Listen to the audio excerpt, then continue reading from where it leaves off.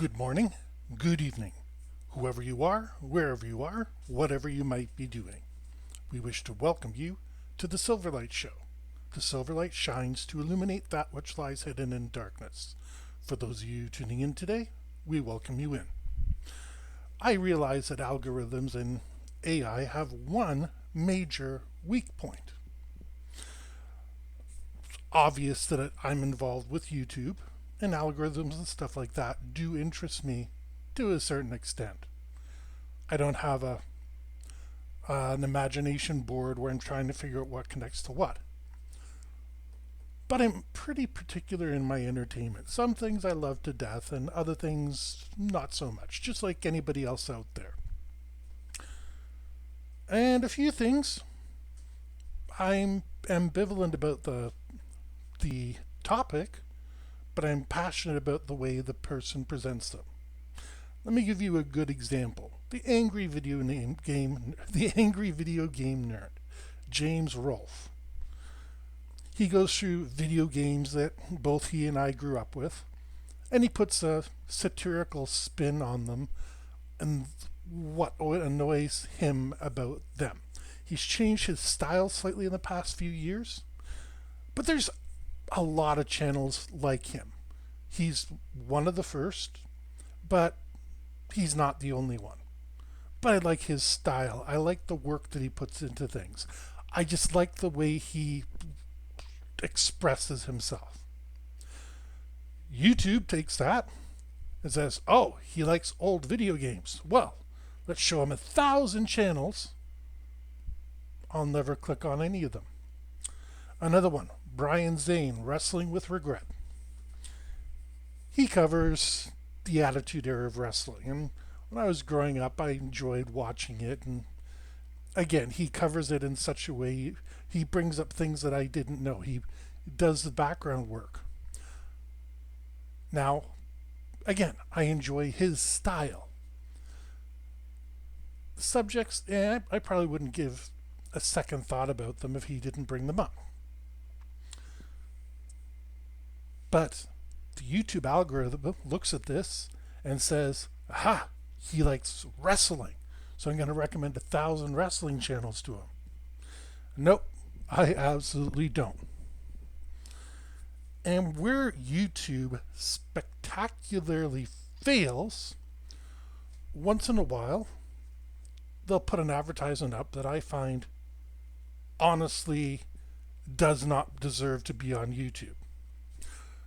When the Palestinians and Israeli, well, not the Palestinians, when Hamas started their war with Israel 2 years ago, it suddenly decided to bombard me with aid for Palestine. And I feel bad for the citizens of the West Bank. I feel they've chosen a very poor government, but I don't trust charities to begin with. So I went through, and you can do this. You can block the ad and report the ad. Now, I didn't have a reason to block the ad to report the ad because there's some people who would be very much in line to donate their money and time, and I'm not saying that's good or bad, but I'm not interested in that. So I just block them. Lately, however, they're advertising male enhancements. Now, this involves supposedly sodium and water, salt and water, baking soda and water, and it will enhance your genitalia. Do you think there's a scrap of scientific evidence for this? No, it's an outright fraud and a scam. I went and reported the commercial, listing the fact it was a scam, and there's my complaint listed is there's no scientific evidence that backs this claim up. Great, I think I've done a good job. No, the algorithm finds another commercial for that, shows it to me. What? Okay, and I wound up having to report like 10 of these commercials. First of all, I'm not insecure about my male parts. And secondly, it's quack science. YouTube is supposed to be protecting us. And the interesting thing was these commercials, I think they knew in advance they were a scam product. And that's why there's stuff advertising type. This is also under there. You should always play with your programs and apps because you'll find all sorts of really cool things. But it was listing the subject as gardening. That's not gardening. Something may grow, but it's still not gardening. Um, Arts and crafts, and it was that's the way they were getting around the algorithm. Also, I have to wonder with this enhancement supplement of salt and water. By the way, if you don't have Tums and you're in an emergency, you can actually use sodium bicarbonate, which is baking soda, and water, like just like a teaspoon of sodium bicarbonate and water, and that will calm your stomach down. So I'm 100% sure it has no effect elsewhere on my body. But back to the fact, they had about 12 of these commercials, and they spammed YouTube with them all about the same. A woman saying how much better her life is now that her husband has enlarged his portfolio. Men talking about how they feel more confident. And this was back in the days when Viagra came up, but Viagra, at least scientifically, has been proven to do what it does. But that's all the algorithm. It suddenly decided to funnel all 12 of these commercials at me. And the when I've said the product is not of interest to me and I believe it is a scam, and it went through different categories to try finding one to send me. This is what companies are doing now. They they've forgotten the rule, the advertising rule that you make your sale or not in the first 7 seconds. I've had a 2 hour advertisement for a church, and I woke up Sunday morning. I'm hearing gospels and hymns and stuff like that, and while the singing is beautiful, I mean, they had coordinated that brilliantly. I was listening to the SCP Foundation stuff. So it's kind of a big shocker to go from the SCP to a gospel choir. Don't know where they picked that out. I guess because I'm listening Sunday morning, they decided that would be a good thing to show me. But these people were paying for 2 hours of advertising time. Maybe paying is the wrong word for it. Maybe they can use it as a tax write-off. Maybe, I don't know the insides of it, but it would be interesting to look into it sometime. But at least that I can understand. I'm listening to YouTube Sunday morning. Therefore, I might be a good candidate to listen to gospel. Um, I've never mentioned any health problems uh, involving uh, my genitalia. This is the first time I recall since 2019 even referencing it.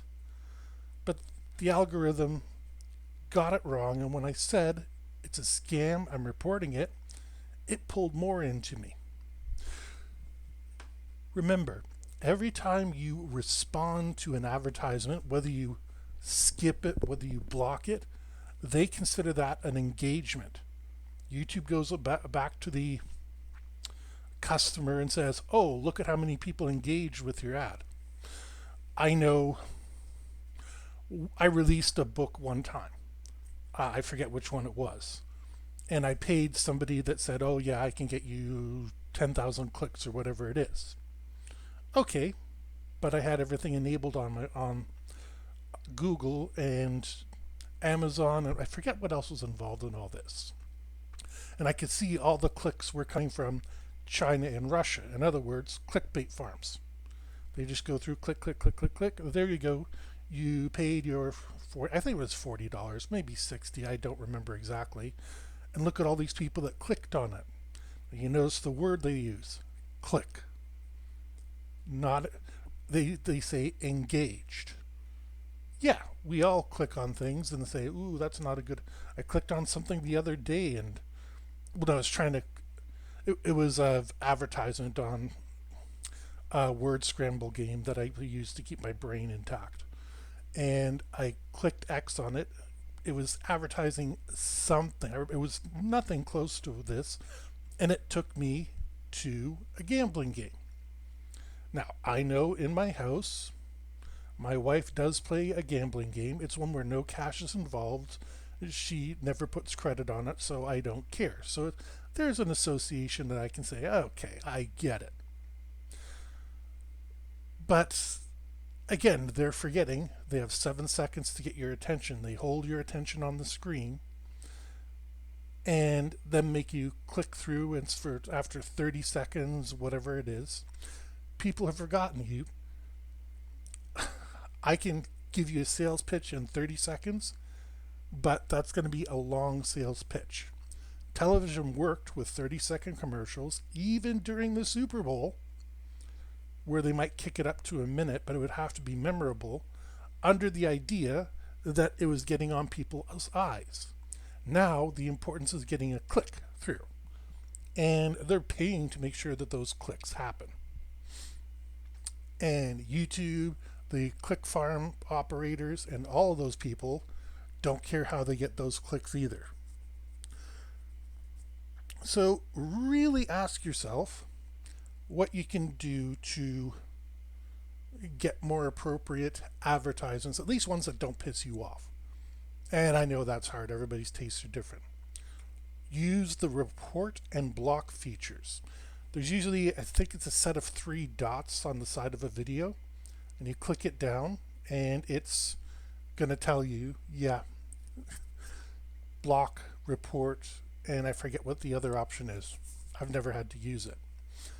Start using that, because I know everybody has something that annoys them, and maybe eventually customers are going to wake up and realize that the way YouTube measures success does not make sense for the customers.